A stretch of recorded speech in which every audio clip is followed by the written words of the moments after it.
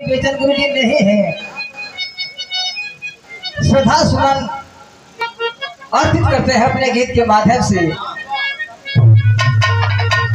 सुंदर पुष्पहार पुष्प की पंखुड़ियों में गुथा हुआ प्यार ममता दुलार के साथ साथ सुंदर साफा और 100 रुपये से सम्मानित किया गया।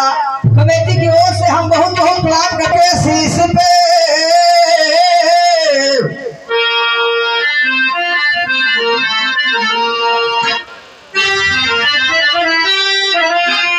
पर्वतों के शीश पे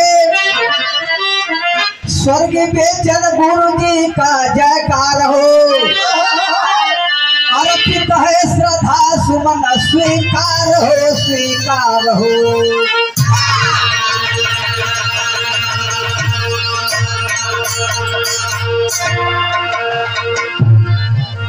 लिखल के याद गुरु जी नहीं है तो कैसे? अरे पराई गई गुरु जी लिख लगा लो भैया।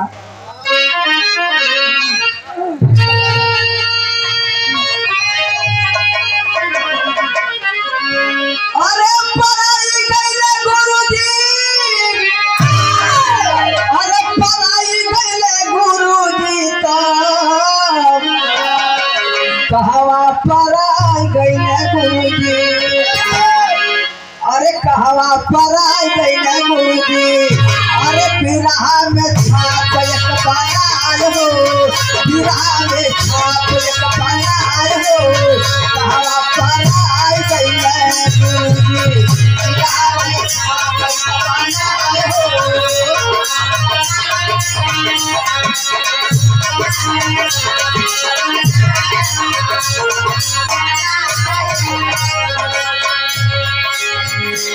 आप जब यहाँ गाते थे किसी कलाकार से सबको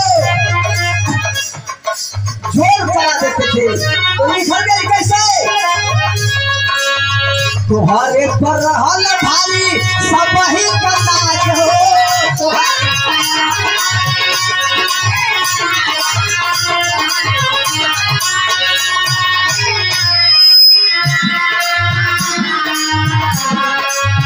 बिरहा जगत में पागल, बिरहा जगत में पागल रहल सब ताज हो।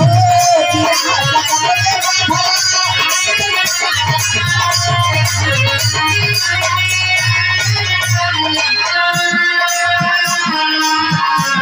अरे बिरहा जगत में सर पे, अरे बिरहा जगत में सर पर पागल रहे ताज होता।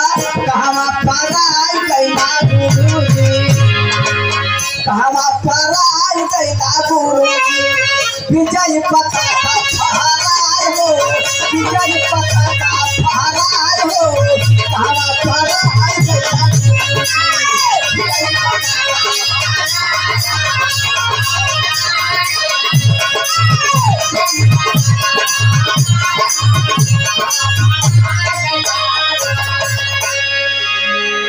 जहाँ भी रहे आपका होता है लोग सुने जाए तो ये कहीं के सुने जाए क्या कहे?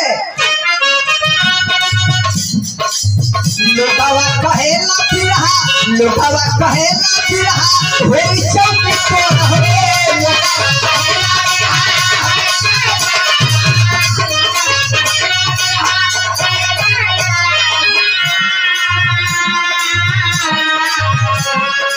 केहू बचल ना बिरहा जगत में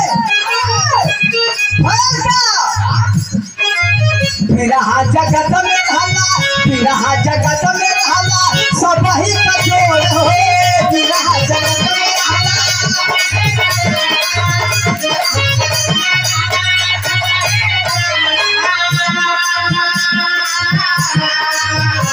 अरे बिरहा जगत में रहला गुरु जी सब ही का जोड़ होता। कहवा पराई गईला गुरु जी, कहवा पराई गईला गुरु जी। अरे सबसे सनहिया छोड़ार हो, सबसे सनहिया छोड़ार हो। कहवा पराई गईला गुरु जी, सबसे सनहिया छोड़ार हो।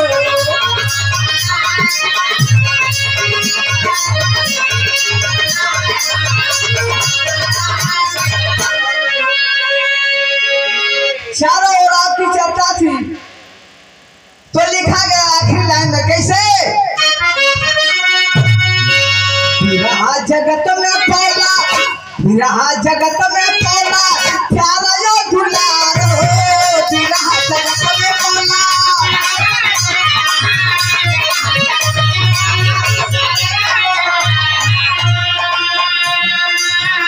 खड़ा होके भैया कहे कि मैं एक रसिक कलाकार हूँ खड़ा होकर ना लोग हंसे सुन के थे कवैया कौन चीज का मशहूर भैया पीरे रस का रहाला कवैया सनाला हो पीरे रस का रहाला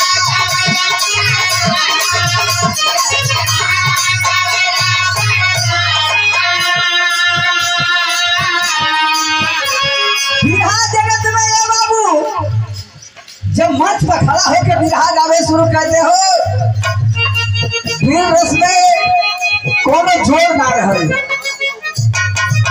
तब लिखल गई का अरे पीर रस के रहला अरे कवैया सनादार होता बगिया कहवा पर आई गैला गुरुजी अरे कहवा पर आई गैला गुरुजी श्यामते शिव मुनि के रोवाई हो